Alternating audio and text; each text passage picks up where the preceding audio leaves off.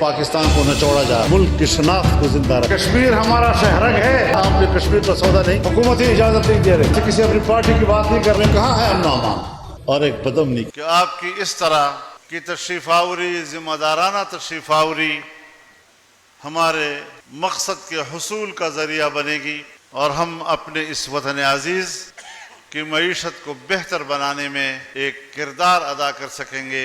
ہر شعبہ زندگی سے تعلق رکھنے والے لوگوں کو آج متحرک کرنا ضروری ہے، کیونکہ ملک انتہائی نازک حالات سے گزر رہا ہے۔ میرے محترم دوستو، ملک کی معروضی معیشت، اس میں تاجر طبقے کا کردار، تاجر طبقے کے مسائل، تاجر طبقے کی مشکلات اور اس کی جزیات پر تو آپ مجھ سے بہتر جانتے ہیں۔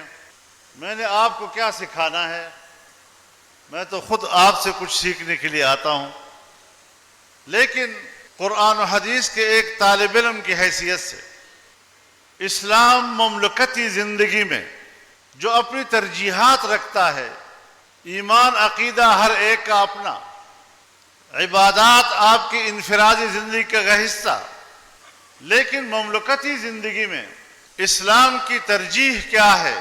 دو باتیں ہیں، ایک امن اور دوسری معیشت۔ امن 3 حروف کا ایک چھوٹا سا لفظ ہے، لیکن یہ تمام تر انسانی حقوق کو محیط ہے، تمام انسانی حقوق کا احاطہ کرتا ہے، اور انسانی حق 3 چیزوں کے گرد گھومتا ہے: جان کا حق، مال کا حق اور عزت و آبرو کا حق۔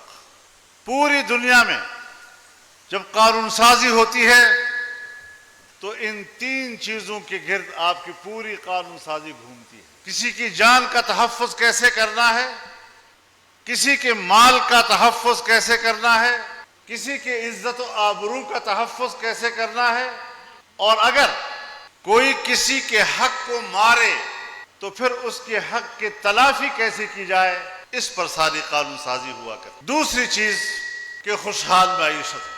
حضرت ابراہیم علیہ السلام کو جب امامت کبریٰ عطا کی گئی، وَإِذِ ابْتَلَىٰ إِبْرَاهِيمَ رَبُّهُ بِكَلِمَاتٍ فَأَتَمَّهُنَّ قَالَ إِنِّي جَاعِلُكَ لِلنَّاسِ إِمَامًا۔ حضرت ابراہیم علیہ السلام کا امتحان لیا گیا، جس طرح ہمارے ہاں ایک منصب پر کسی کو فائز کرنے کے لیے اس کا انٹرویو کیا جاتا ہے۔ تمام امتحانات میں وہ کامیاب ہو گئے، تب اللہ رب العزت نے آپ کو امامت کبریٰ کا منصب عطا کر پوری انسانیت کا امام بنا دیا۔ اب حضرت ابراہیم علیہ السلام کے بارے میں جب ہم پڑھتے ہیں، آپ نے بتوں کو توڑا، آپ نے شرک کو توڑا، آپ نے کہا اگر یہ چاند میرا خدا ہے تو ڈوب گیا، ڈوبنے والا خدا نہیں ہوا کرتا، اگر یہ سورج میرا خدا ہے تو اب ڈوب گیا، ڈوبنے والا خدا نہیں ہوا کرتا۔ بتوں کو توڑا، آگ میں جھونک دیے گئے، اللہ نے وہ آگ بھی آپ کے اوپر گل و گلزار بنا دیا۔ یہ سارے امتحانات جو آپ شرک کے خلاف لڑتے رہے، بندے کا تعلق اپنے رب کے ساتھ قائم کرتے رہے، تمام زندگی اس میں گزار دی، لیکن جب آپ کو خلافت مل گئی، انسان کی خلافت، امامت کبریٰ آپ کو عطا ہوئی، آپ کا لب و لہجہ تبدیل ہو گیا۔ اب وہی شخصیت جو توحید کا پرچار کرتی تھی، وہی شخصیت جو شرک کے بتوں کو توڑا کرتی تھی، اب اللہ کے سامنے گویا ہوتے ہیں۔ وَإِذْ قَالَ إِبْرَاهِيمُ رَبِّ اجْعَلْ هَذَا بَلَدًا آمِنًا، یا اللہ میرے اس شہر کو امن کا گہوارہ بنا دے۔ وَارْزُقْ أَهْلَهُ مِنَ الثَّمَرَاتِ، اور اس کے شہر والوں کو آپ پھل فروٹ عطا فرمائیں۔ کوئی دال ساگ کی بات نہیں کی، پھل فروٹ کی بات کی۔ کوئی کہتے ہیں ثمر کا لفظ اس لیے استعمال کیا کہ نتیجہ خیز ہو، ثمراور ہو، اچھے نتائج اس پر مرتب ہوں، ایسا نظام عطا کر دو۔ لیکن آپ نے قید لگا دی، من کان یؤمن باللہ والیوم الآخر۔ ہمیں پھل فروٹ کا نظام اور رزق عطا کر، اس شخص کے لیے جو اللہ اور آخرت پر ایمان لاتا بھی دیا کرو. یہ ہے وہ دین اسلام کہ کس طرح وہ پوری انسانیت کے حقوق کا تحفظ کرتا ہے، اس کے خوشحال معیشت کی بات کرتا ہے، اس کو امن عطا کرتا ہے. اور پیغمبر جب اپنے ایمان والے بھائیوں کا ذکر کرتا ہے تو اللہ کہتا ہے نہیں، میں تو غیر مسلموں کو بھی دوں گا جب تک کہ وہ دنیا میں. یہ وہ نظام ہے جو اللہ رب العزت انسانیت کو عطا کرتا ہے. اور جب انسان ناشکری کرتا ہے اللہ کی نعمتوں کا تو پھر سزا کس بات کی دیتا ہے؟ وہاں بھی آپ ان دونوں چیزوں کو مد نظر رکھیں، امن اور معیشت کا. اللہ تعالی مثال پیش کرتے ہیں ایسی آبادی کا. ضرب اللہ مثلا قریۃ کانت آمنۃ مطمئنۃ، ایک ایسی آبادی کا کہ جس میں امن بھی تھا اور جس میں لوگ پورے اطمینان کے ساتھ زندگی گزارتے تھے. اور اس امن اور اطمینان کی علت کیا تھی؟ اس کی وجہ کیا تھی؟ یأتیہا رزقہا رغدا من کل مکان، ہر طرف سے روزی ان کے پاس کھچ کھچ کے آ رہی تھی. وہاں ایک خوشحال معیشت تھی، اس خوشحال معیشت میں امن بھی تھا، اس میں اطمینان بھی تھا. لیکن فکفرت بانعم اللہ، جب اس بستی والوں نے اللہ کی ان نعمتوں کا انکار کیا، کفران نعمت کیا، تو پھر اللہ نے جو سزا دی وہ دو باتوں کی دی، ایک بھوک کی سزا اور ایک بدامنی کی. فأذاقها اللہ لباس الجوع والخوف. ذرا اپنے حالات دیکھ لیجئے نا، اپنے وطن پہ ذرا نظر ڈال لیجئے. ہمارے اس وطن میں کیا امن ہے؟ کیا ہمارے ملک میں معیشت ہے؟ جس لا الہ الا اللہ کے نعرے پر ہم نے یہ وطن عزیز بنایا، بر صغیر کے مسلمانوں کو جس کلمے کے نام پر ہم نے دعوت دی، ہم نے 75 سال 76 سال اور اس وقت ہم 77 سال پورے کر رہے ہیں، ہم نے لا الہ الا اللہ کے ساتھ دغا کی ہے، بغاوت کی. تو اللہ تو موجود ہے کہ میرے نعرے پر، میرے نام پر تم انسانیت کو دھوکے دیتے ہو، پھر خوشحالی کہاں سے آئے؟ اللہ سے ہم بغاوت بھی کریں تو اللہ نے تو بتا دیا، اس بستی کی مثال بھی آپ کو دے دی کہ امن بھی تھا، معیشت بھی تھا، اطمینان بھی تھا، سکون بھی تھا. لیکن جب کفران نعمت کیا تو پھر سزا بھی دے دی. اور وہ کیا؟ بھوک کی سزا، بدامنی کی سزا. آج ہم وہی چیز رو رہے ہیں. کیا ہم نے کبھی من حیث القوم، چاہے وہ حکمران ہو چاہے وہ عوام ہو، اس پہلو پہ نظر کیا ہے؟ لمحے لمحے ہم اللہ سے بغاوت کر رہے ہیں. کبھی ہم کسی کو ذمہ دار قرار دیتے ہیں، کبھی ہم کسی کو ذمہ دار قرار دیتے ہیں. اس وقت پوری دنیا میں اگر معاشی لحاظ سے کوئی ڈوب رہا ہے، خطے میں اگر کوئی ملک معاشی لحاظ سے ڈوب رہا ہے تو ایک تنہا پاکستان. کیا ہم نے کبھی اس کے علاج دیکھے؟ ہمارے نظام میں خامیاں، ہماری اسمبلیاں، ہماری پارلیمنٹ، عوام کے نمائندگان کی پارلیمنٹ، اس میں لوگ ضرور بیٹھے ہیں عوام کی نمائندگی کے نام پر، لیکن میں علل اعلان یہ بات کہتا ہوں اور کہہ چکا ہوں کہ اس میں جعلی قسم کے نمائندے بیٹھے ہیں، عوام کے حقیقی نمائندے نہیں بیٹھے. اور جس ایوان پر عوام کا اعتماد نہیں ہوگا وہ کبھی عوام کے مسائل حل نہیں کر سکتے. میں نے تو پارلیمنٹ میں بھی یہ بات کہی تھی کہ آپ ٹیکسز کی بات کرتے ہیں کہ لوگ ٹیکس نہیں دیا کرتے، یہ تو ہمیں ورثے میں ملا ہے. جب انگریز کی حکومت تھی تو لوگ انگریز کو ٹیکس ادا نہیں کرتے تھے، وہ چوری کرتے تھے، جان بوجھ کر نہیں دیا کرتے تھے. ان کو پتہ ہوتا تھا کہ جس انگریز کو میں نے پیسے دینے ہیں اور خزانے میں جو میرے پیسے جمع ہونے ہیں وہ میرے فلاح و بہبود پر خرچ نہیں ہوں گے، وہ انگریز کے اقتدار کو طول دینے کے لیے استعمال کیا جائیں گے. ہماری غلامی میں اور زیادہ اس کی تاریخ لمبی ہوتی چلی جائے گی. وہ چلا گیا. ہم نے پاکستان حاصل کیا. کیا پاکستان میں ہمارے طور طریقے بدلے ہیں؟ 77 سال میں آج تک پبلک ابھی بھی آپ پہ اعتماد نہیں کر رہی, ابھی بھی آپ کو ٹیکس نہیں دے رہی, اور آپ ہیں کہ روز روز ایک ظالمانہ ٹیکس, اس کے اوپر دوسرا ظالمانہ ٹیکس, پھر ظالمانہ ٹیکس. کیوں ادا کرے آپ کو؟ جب لوگوں کو پتا ہے کہ جب ٹیکس کے پیسے میں ادا کروں گا تو یہ باہر کے قرضوں میں جائیں گے, میرے فلاح و بہبود پر خرچ نہیں ہوں گے, یہ IMF کے شرائط کی نظر ہوں گے, میرے مفاد کے لیے استعمال نہیں ہوں گے, یہ FATF کی شرائط کے تابع ہوں گے, میرے مفاد کے لیے میرا پیسہ استعمال نہیں ہوگا. پہلے قوم کو اعتماد تو دلاؤ کہ یہ پیسہ قوم کا ہے اور یہ قوم کے مفاد اور اس کی فلاح میں استعمال ہوگا. جب ہماری حکومتیں ایسی ہوں کہ پہلے اپنی بدعمالیوں کی وجہ سے, غلط پالیسیوں کی وجہ سے, اور غلط پالیسیاں کیا ہیں, جب حکومت ہی معلوم نہ ہو کہ کس کی ہے تو لوگوں کو کیا ملے گا؟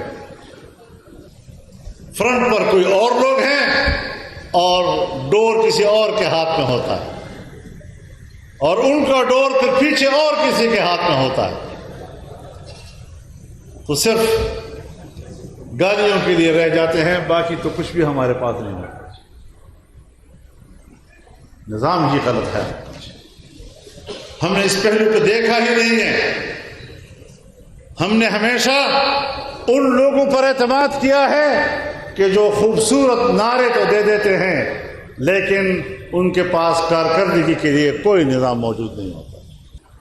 میں نے خود جناب میاں نواز شہباز شریف صاحب سے کہا, جلسے عام میں یہ باتیں میں نے کی کہ ملک کی معیشت اس قدر گر چکی ہے, زمین بوس ہو چکی ہے کہ اب اس معیشت کو دوبارہ اٹھانا یہ کسی کے بس کی بات نہ ہوگی. میاں صاحب نے فرمایا میں نے چیلنج بن کر قبول کیا ہے, اب چیلنج کا یہ ہے, ہمیں ذرا طویل المدت پالیسیوں کی طرف جانا ہوگا. فوری طور پر لوگوں سے صرف سانس لینے کا میرے خیال میں ٹیکس نہیں ہے. چاہیے کہ بھائی جتنے سانس آپ دن میں لیں گے آپ کو اتنا ٹیکس دینا پڑے گا.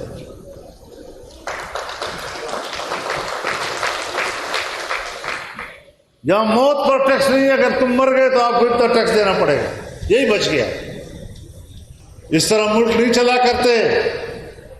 ملک کو سیاستدان چلاتے ہیں جنہیں عوام کی مشکلات کا ادراک ہوتا ہے.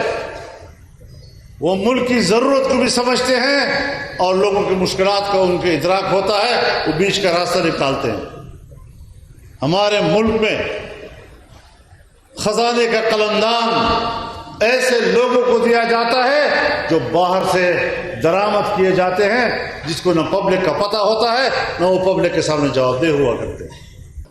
کبھی موہن قریشی آ جاتا ہے, کچھ معلوم نہیں ہمارے ملک کا وزیر اعظم رہا, کہاں سے آیا تھا اور کہاں چلا گیا. آپ مجھے بتا دیں, کوئی کسی کو معلوم ہے کہ ایک ملک کا وزیر اعظم کہاں سے آیا تھا اور کہاں چلا گیا؟ پھر ہمارے ملک میں ایک وزیر خزانہ آیا, بعد میں وزیر اعظم بن گیا, ہمیں آج بھی پتہ نہیں آیا کہاں سے تھا اور گیا کہاں. جو پبلک کے سامنے جواب دہ ہی نہ ہو اس کو کیا پڑی ہے؟ اس نے تو اسی کے لیے کام کرنا ہے جس کے بلبوتے پر یہاں آیا, جنہوں نے یہاں بھیجا ہے. وہ تو اسی کو جواب دہ ہے جنہوں نے ان کو قبول کیا ہے. عوام کو تو نہ اس کا شجرہ معلوم ہے اور نہ اس کا گھر معلوم ہے, نہ اس کا خاندان معلوم ہے کہاں کے. تو اپنے وطن میں رہو, اپنی قوم میں رہو, اپنے عوام میں رہو.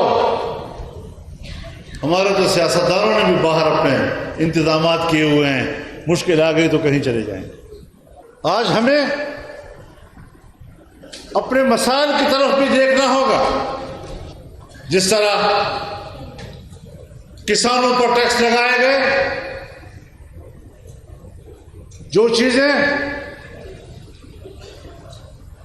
ان کو ہمیں مراعات دینی چاہیے تھی، ہم نے ان سے مراعات بھی چھین لی ہے، ان پر بوجھ بھی بڑھا دیا ہے۔ ہمارے پاس گندم کے سٹاک پڑے تھے، نئی فصل آنے والی تھی، اس دوران میں باہر سے گندم اور غیر معیاری گندم کیوں امپورٹ کیا گیا؟ آج میرے کسان کے گھر غلے سے بھرے ہوئے ہیں، خریدنے والا کوئی نہیں ہے، آئندہ کی فصل کا کیا بنے گا؟ تاجر کے لیے آسانیاں پیدا کرو، کارخانے کا یونٹ بناتا ہے اس کے لیے آسانی پیدا کرو، محلے کا چھوٹا تاجر ہے، بازار کا چھوٹا تاجر ہے، اس کے لیے آسانی پیدا کرو۔ سیدھی بات ہے، جب اس کے لیے آسانی پیدا ہوگی اس کا کاروبار بڑھے گا، اور پیسے کی گردش سے پیسہ بڑھتا ہے، بڑھوتری گردش سے ہوا کرتی ہے۔ اگر آپ نے پیسے کی گردش روک دی تو پھر بڑھوتری نہیں ہوگی۔ لہذا جو آپ کے ملک کی معیشت کی ریڑھ کی حیثیت رکھتی ہے، آپ اس وقت جو بیٹھے ہیں یہ ملک کی معیشت کی ریڑھ کی ہڈی ہے۔ اگر ریڑھ کی ہڈی ہی ٹوٹ گئی ہے اور اس پہ سکت نہیں ہے کھڑے ہونے کی، جسم کیسے کھڑا ہوگا؟ ملک کا جسم کیسے کھڑا ہوگا؟ تو اس حوالے سے ہم آپ کے پاس آئے ہیں تاکہ ہم سمجھیں مسائل کو۔ یہاں تو اس وطن عزیز کی آئینی شناخت، مذہبی شناخت، دینی شناخت، اس کو ختم کرنے کی کوشش کی جا رہی ہے، اور جب آپ کسی کی شناخت کو ختم کریں گے تو رد عمل پیدا ہوگا یا نہیں ہوگا؟ میں ایک پشتون ہوں، بحیثیت پشتون اگر آپ میری شناخت کو ختم کریں گے تو رد عمل آئے گا۔ میں ایک مسلمان ہوں، اگر بحیثیت مسلمان آپ میری شناخت ختم کریں گے تو پھر رد عمل آئے گا۔ میرا صوبہ معدنی ذخائر سے بھرا ہوا، میرا قبائل، میرا فاٹا اللہ کی نعمتوں سے بھرا ہوا ہے۔ 77 سال تک ہمیں اپنے وسائل سے کیوں محروم رکھا گیا اور کس سے محروم رکھا؟ اور آج جب دنیا کا نظام کروٹ بدل رہا ہے، 9/11 کے بعد تصور یہ تھا کہ شاید اب دنیا پر سرمایہ داریت کی اجارہ داری ہوگی اور امریکہ پوری دنیا کا ایک محوری قوت ہوگی اور اب سارے نظام اس کے تابع چلیں گے۔ لیکن آج 20-25 سال کے بعد ہم دیکھ رہے ہیں کہ دنیا کا نظام کروٹ لے رہا ہے۔ امریکہ اور روس کی ایک تیز جنگ جس نے افغانستان کو اپنے لپیٹ میں لے لیا تھا اور جس کے نتیجے میں سوویت یونین ٹوٹ گیا تھا، آج دوبارہ چین ایک معاشی قوت کے طور پر ابھر رہا ہے اور ایک نئی سرد جنگ شروع ہو چکی ہے۔ اگر اس جنگ کی آماجگاہ افغانستان تھا تو اس جنگ کی آماجگاہ پاکستان ہے، اس لیے پاکستان کو نچوڑا جا رہا ہے، اور ہم ہیں کہ نہ ادھر کے نہ ادھر کے۔ ایک کو تسلی دے رہے ہیں کسی پیک نہیں بنے گا، اس کے لیے مشکلات بڑھ گئی ہیں، مسلح گروہ اس نے سی پیک کے علاقے کو بھی اپنے زیر اثر لے لیا ہے اور اس کو مطمئن کیا جا رہا ہے کہ چین کو معاشی راستہ متاثر ہوگا۔ چین کو کہا جا رہا ہے کہ آپ بے فکر رہیں، آپ ہمیں سیکورٹی کا نظام حوالہ کریں اور اس کے لیے آپ ہمیں پیسے دیا کریں۔ ادھر سے سیکورٹی کے نام پر مغرب سے اور امریکہ سے کولیشن سپورٹ فنڈ کے پیسے لیے جا رہے ہیں، اور ادھر سے اب دوسری طرف ایک نئی سیکورٹی کے نام پر پیسے لینے کی ہیلے ڈھونڈے جا رہے ہیں۔ ہم کدھر پھنسے ہوئے ہیں؟ ہمارا تو ایک رخ ہی نہیں ہے۔ ہم تو دنیا میں ناقابل اعتماد قوم بن چکے ہیں، کون ہم پہ اعتماد کرے گا؟ ہمارے پرائم منسٹر اور ہمارے آرمی چیف دونوں قابل احترام شخصیتیں، چلی گئی چائنا، وہاں ان کو آمادہ کیا کہ وہ پاکستان میں سرمایہ کاری کریں، لیکن خالی ہاتھ لوٹے۔ ایک ہی بات تھی کہ جی پاکستان میں پہلے تو سیاسی طور پر عدم استحکام ہے اور دوسری طرف آپ کی سیکورٹی قابل اعتماد نہیں ہے، ہم کس طرح وہاں سرمایہ کاری کریں؟ اور میں نے یہ بات پارلیمنٹ میں ان کے سامنے کہی، یہ نہیں کہ میں یہاں کہہ رہا ہوں۔ پھر اس کے بعد چائنا کے منسٹر نے ہمارے دو بڑوں کے دورہ چین کی پیروی میں پاکستان تشریف لائے، یہاں تمام سیاسی جماعتوں کے سربراہان سے انہوں نے ملاقات کی اور اس میں بھی انہوں نے یہی دو باتیں دہرائیں کہ آپ کا سیاسی استحکام نہیں ہے، آپ کی سیکورٹی ٹھیک نہیں ہے۔ ہم اس صورتحال میں کس طرح یہاں انویسٹمنٹ کریں؟ اب ایسی صورتحال میں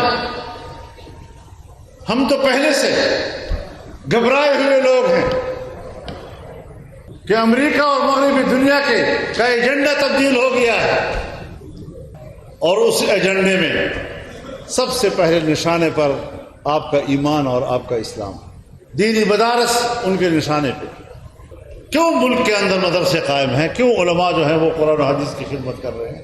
کیوں ان علوم کو تحفظ مل رہا ہے؟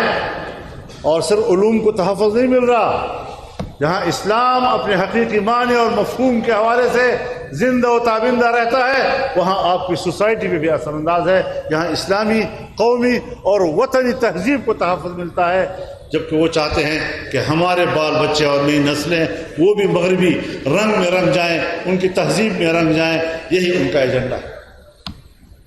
ہم نے یہ تشویش ظاہر کی تھی کہ عقیدہ ختم نبوت پر پھر ایک شب خون مارا جا رہا ہے، اگر حکمران ناکام ہو گئے تو آج وہی کام اداروں سے لیا جا رہا ہے، اور وہ بھی ہمارے سپریم کورٹ سے۔ لیکن ہم نے مقابلہ کرنا ہے، ہم نے اس ملک کی شناخت کو زندہ رکھنا ہے۔ جس طرح میں پشتون شناخت کو زندہ رکھنے کے لیے سنجیدہ ہوں، میں اسی طرح اس سے بڑھ کر مذہبی شناخت کے لیے بھی سنجیدہ ہوں۔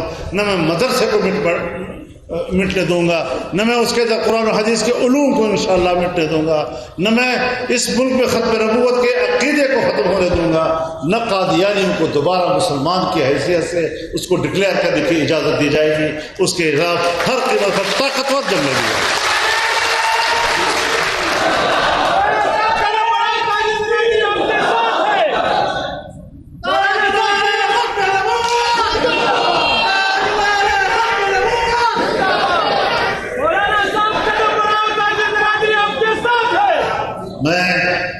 ہمارے لائی صاحب کی باتیں سن رہا تھا، مجھے بالکل وہ منظر یاد ہے جب ہم ایک بہت بڑے اجتماع میں بات کر رہے تھے اور آپ نے ہمیں اپنے مکمل تعاون کا یقین دلایا تھا۔ انشاءاللہ وہ عقیدہ اب بھی ہے، وہ جذبہ اب بھی ہے، وہ خون اب بھی ہے، اور اپنے دین و وطن کے لیے اب بھی وہ گرمایا جائے گا اور دفاع کیا جائے گا، اس کی اجازت نہیں دی جائے گی اس کو۔ آج ہماری آزادیاں ہم سے چھینی جا رہی ہیں۔ آپ جانتے ہیں یہاں اس ملک میں ایک لہر چل پڑی تھی، آپ کی ٹی وی پہ مختلف چینلز پہ ایسے ایسے لوگ آ رہے تھے جو کہتے تھے اسرائیل کو تسلیم کیا جائے۔ وہ اللہ کے بندو، مسئلہ اسرائیل کو تسلیم کرنے کا نہیں ہے، مسئلہ فلسطین کو تسلیم کرنے کا ہے۔ قبضہ فلسطین کی سرزمین پہ ہوا ہے، قبضہ آپ کے قبلہ اول پہ ہوا ہے، مسجد اقصی پہ ہوا ہے۔ اس کو آزاد کرنے کی بات ہونی چاہیے، فلسطین کو آزاد کرنے کی بات ہونی چاہیے۔ اسرائیل کی دہشت گردی اور اس کی طرف سے جو قبضہ کیا گیا ہے، اس قبضے سے اپنی سرزمین چھڑانے کی بات ہونی چاہیے۔ یہ عجیب بات ہے کہ میں یہاں پر اپنے پشتون سرزمین پر کسی کی بالادستی تسلیم نہیں کرتا، اپنے وسائل پر کسی کو قابض ہونے نہیں دیتا، لیکن میں قبلہ اول کو اسرائیل کے حوالے کرنے پر آمادہ ہوں۔ میں فلسطینی مسلمانوں کی زمینوں کو اسرائیل کے حوالے کرنے پر آمادہ ہوں۔ کیا ہمیں اپنی تاریخ بھول گئی ہے؟ میں آپ کو بتانا چاہتا ہوں، ہم بڑا یاد کرتے ہیں قرارداد پاکستان، 1940 کی قرارداد پاکستان، قرارداد پاکستان کا حصہ ہے. جب بانی پاکستان محمد علی جناح نے قرارداد پاکستان پیش کی، اس کا حصہ ہے یہ کہ فلسطینی زمینوں پر یہودی بستیاں قائم کرنا غلط ہے اور ہم فلسطینیوں کے شانہ بشانہ ہیں. یہ اس قرارداد کا حصہ ہے. آپ کے ملک کی بنیاد اور اساس پہ فلسطینیوں کے ساتھ ہمدردی اور ہم آہنگی اور ان کے موقف کی حمایت آپ کی گٹی میں شامل ہے. اور جب اسرائیل بنا تو بانی پاکستان نے فرمایا کہ یہ اسرائیل مغرب کا اور برطانیہ کا ناجائز بچہ ہے. آپ تو سارے سبق بھول گئے. اگر انہوں نے یہ کہا تھا کہ کشمیر ہمارا شہرگ ہے، اگر یہ صحیح ہے تو کیا آج آپ نے کشمیر پر سودا نہیں کیا؟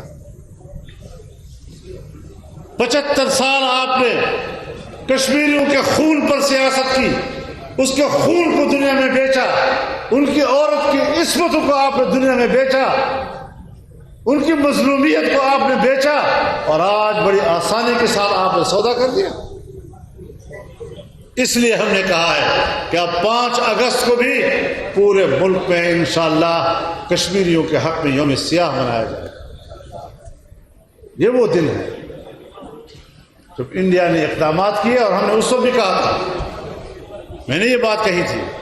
ہاں، میں ایک بات پوری کروں کہ جب اسرائیل کی حکومت بنی تو اسرائیل کے پہلے وزیر اعظم نے جو پہلا خارجہ پالیسی کا بیان دیا، اس خارجہ پالیسی کے بیان کا حصہ ہے یہ، جب انہوں نے کہا کہ اسرائیل کی خارجہ پالیسی کا اساس یہ ہوگا کہ دنیا کے نقشے پر ایک نوزائیدہ مسلم کا خاتمہ یہ اسرائیل کے مقاصد میں شامل ہوگا.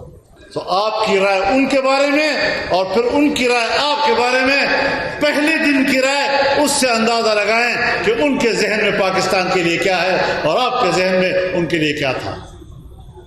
آج ہم سب چیزوں سے دستبردار ہو رہے ہیں.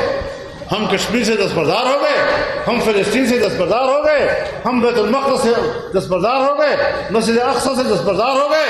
اگر مسجد اقصی ہمارا نہیں تو عمر بن الخطاب کو کیا ضرورت پڑی تھی کہ وہ گئے اور انہوں نے مسجد اقصی پہ قبضہ کر دیا، فتح کیا اس کو. اگر ہم اس کے حقدار نہیں ہیں تو پھر صلاح الدین ایوبی کو کیا پڑی تھی کہ وہ فوج دے کر اس نے بیت المقدس کی چابیاں اپنے ہاتھ میں لے لی. سب مسلمانوں کا حق اور مسلمانوں کے ہاتھ میں رہا ہے. آج سب کچھ آپ کے ہاتھوں سے چھینا جا رہا ہے اور ہم آنکھیں بند کیے ہوئے ہیں. کبوتر آنکھیں بند کر کے سمجھتا ہے کہ شکاری مجھے نہیں دیکھ رہا. ہم جس غفلت کی سیاست کر رہے ہیں، ہم اپنی جس قومی ذمہ داری سے دستبردار ہو رہے ہیں، یہ ایک مجرمانہ عمل ہے. ابھی جو فلسطین میں جنگ جاری ہے، اس وقت تک 40,000 عام شہری شہید ہو چکے ہیں. عام شہری جو جنگ کا حصہ نہیں ہے. زیادہ تر تعداد بچوں کی ہے، خواتین کی ہے، بوڑھوں کی ہے، جوانوں کی ہے. اور اسماعیل ہنیہ نے تو اپنا پورا خاندان قربان کر دیا اپنے ساتھ. کیا ان قربانیوں کو مسلمان نظر انداز کر سکتا ہے؟ اور کس طرح عالم اسلام نے نظر انداز کیا ہوا ہے؟